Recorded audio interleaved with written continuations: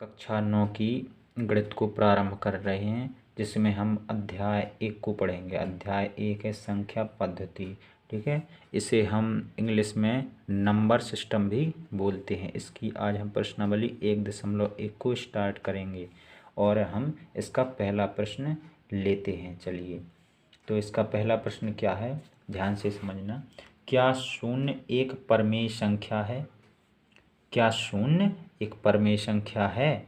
क्या इसे आप p/q के रूप में लिख सकते हैं, जहां p और q पूर्णांक है और q बराबर नहीं है 0 के। ठीक है, हमसे पूछा गया है कि शून्य यानी कि 0 को आप परमेय संख्या के रूप में लिख सकते हैं या फिर परमेय संख्या है, हमसे पूछा जा रहा है। और यदि परमेय संख्या है तो फिर हम उसे p/q के रूप में लिख सकते हैं या फिर नहीं, तो हमें ये बताना है। तो चलिए, इसके लिए जो है आपको परमेय संख्या पता होनी चाहिए कि परमेय संख्याएं क्या होती हैं। तो चलिए, हम आपको परमेय संख्या सिखा देते हैं। पहले तो थोड़ी परमेय संख्याएं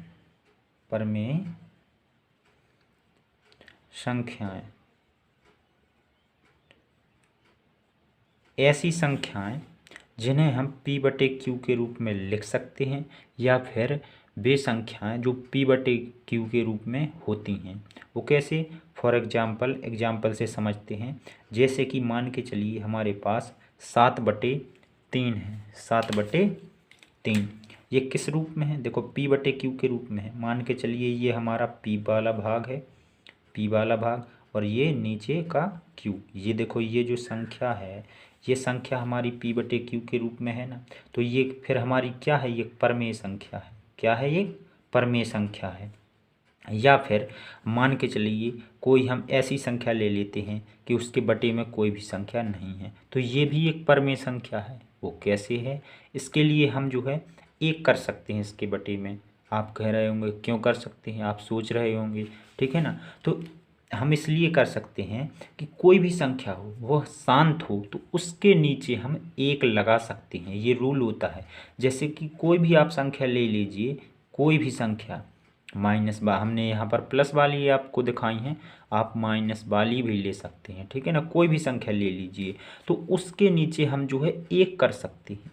लेकिन आपको ध्यान रखना है, यदि कोई संख्या रुक नहीं रही है, यानी कि वो आगे बढ़ती जा रही है, जैसे कि हम मान के चलते हैं 0, 7, 5, 3, 2, 4, ऐसी कोई संख्या आगे तक जा रही है, तो फिर इसके नीचे में हम 1 नहीं कर सकते हैं। ठीक है, इसके नीचे हम 1 नहीं कर सकते हैं। और यदि कोई साधारण संख्या है, वह सिंपल संख्या है जो रुकी हुई है, जैसे कि ये संख्या हमने आपको बताई है, इसके नीचे आप 1 कर सकते हैं। ये हमारा क्या होता है? रूल होता है।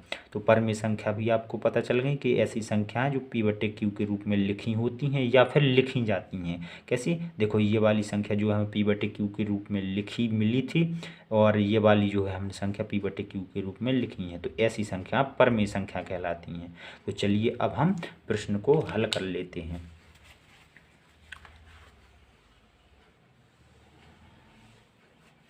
देखिएगा, हमसे क्या पूछा गया है, क्या शून्य एक परमेय संख्या है? शून्य लीजिए, देखिए शून्य, ये एक रुकी हुई संख्या है ना, तो इसके नीचे हम 1 कर सकते हैं। जब हमने इसके नीचे 1 कर दिया, तो अब आप बताइए ये हमारी p/q के रूप में बन गई या नहीं? बन गई ना, ये p/q के रूप में बन गई। और हमारी डेफिनेशन कहती है, परिभाषा कहती है कि यदि कोई संख्या p/q के रूप में लिखी जाए तो वह एक परमेय संख्या होती है। तो जो ये हमारा पार्ट है, भाग है, ये हमसे क्या पूछ रहा है, क्या शून्य एक परमेय संख्या है? तो यहाँ से हमने क्या बता सकते हैं, क्या परिणाम निकाल सकते हैं कि शून्य एक परमेय संख्या है। क्यों? क्योंकि इसे p/q के रूप में लिखा जा सकता है। तो हम यहाँ पर लिख देंगे शून्य एक परमेय संख्या है। शून्य एक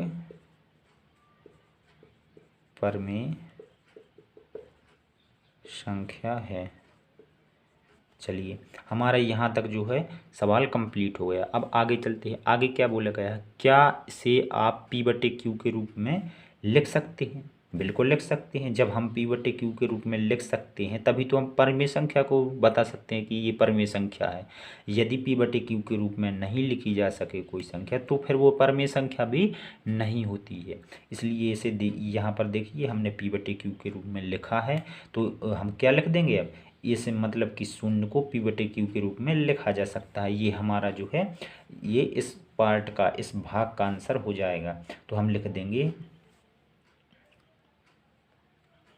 यहाँ पर अपन ने लिखा शून्य एक परिमेय संख्या है तथा इसे पी बटे क्यू के रूप में